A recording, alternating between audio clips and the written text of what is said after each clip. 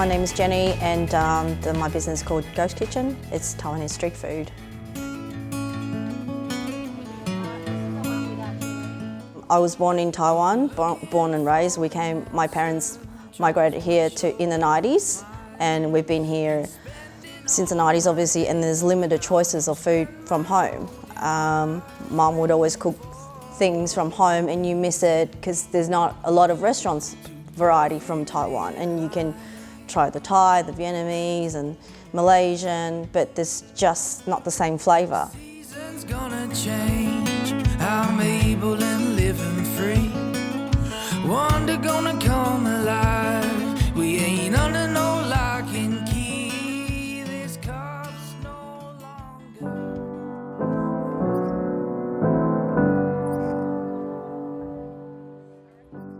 We are very excited today to be here at Buddha's Day Festival, being the fact that it's 15 years they're running. They have not invited any other food traders to be part of it, and we're very fortunate enough to be part of it. They have a no onion, no garlic, no basil policy for the festival, so we've catered our menu to suit.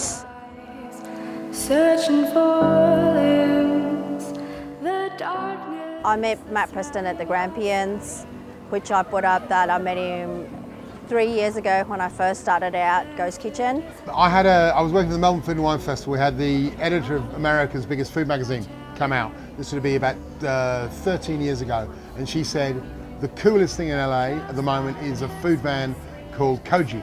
And it was one guy, and he was going around and he was setting up in the roughest areas of Los Angeles, and he was selling this strange combination. Food trucks in America had a long history of doing Hispanic and Mexican food, and he was doing Korean Hispanic food, and he was smashing it. He built it on Twitter. So you'd register, and he would tell you where you didn't know where the trucks were. You get a text saying the truck is in El Segundo, and you'd go and get it. And that for me was the first time I kind of sensed what was happening with food trucks. I then went 4 years later to Los Angeles, and they were everywhere.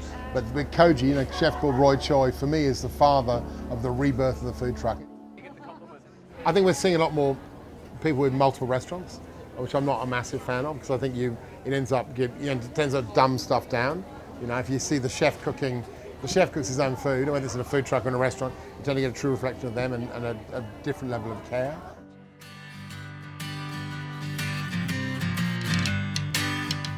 My name is Amy and I'm from Trailer Made.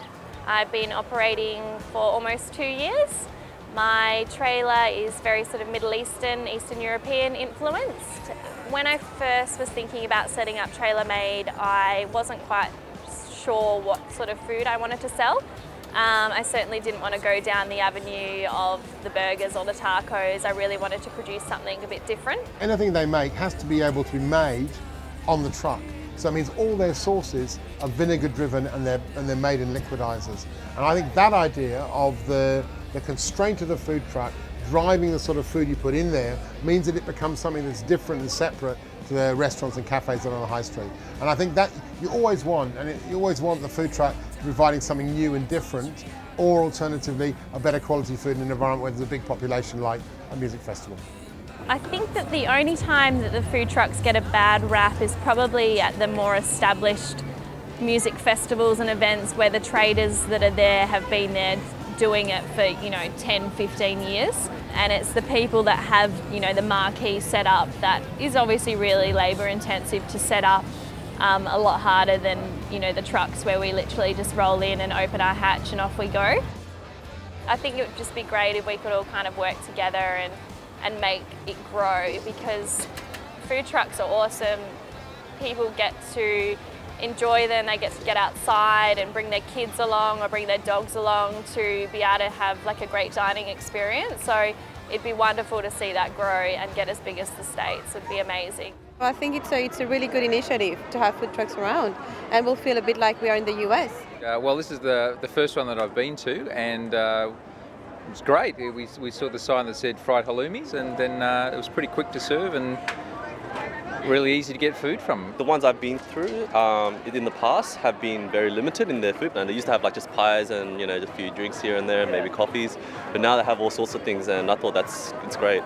Food has been one of the great ways that the people who come from different cultures who move to Australia maintain their cultural connection. You tend to find that language goes, national dress goes, national dance goes, but the food stays. And because Australians travel so much, when we come back, if we can get Ethiopian food or we can get food from any other point, Peruvian food, and you just got to walk around here and you can see stuff bubbling from all these different cuisines. That's really exciting. But whether that happens, I don't think it really matters whether it happens at a food truck or whether it happens with someone setting up stands at farmers markets, or whether it happens, in a small restaurant. What it's about is about being able to get the quality of the food and make some money out of it.